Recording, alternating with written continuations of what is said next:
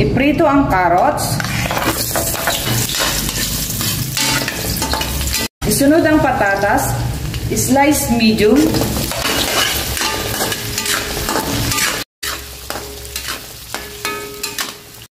Hintayin magkulay na translucent.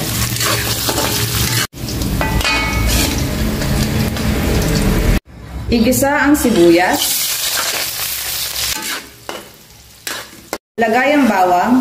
Hintayin na golden brown. Ilagay ang kalahating kilong manok.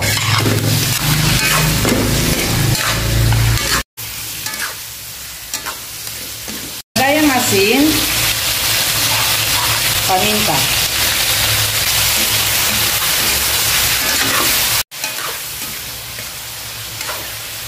Haluin mabuti upang lumabas ang taba ng karne nito.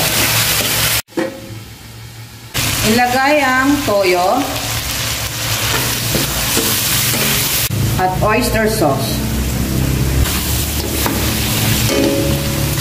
Ilagay ang mainit na tubig.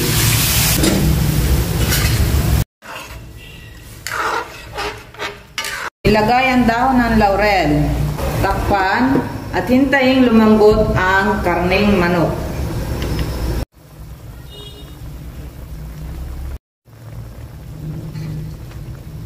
Kapag malambot na ang karneng manok, ilagay na ang caldereta sauce. Ilagay ang ketchup.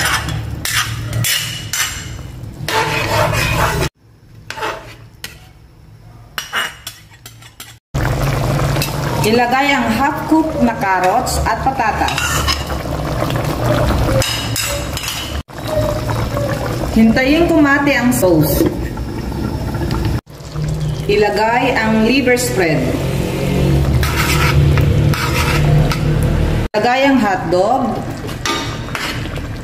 Sunod ang cheese.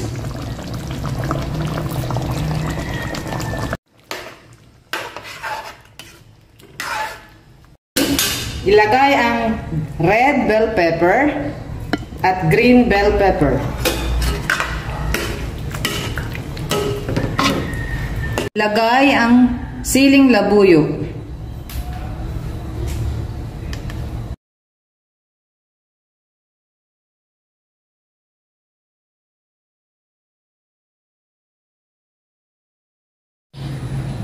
Ngayon, luto na ang masarap na chicken caldereta. Sauce pa lang, ulam na.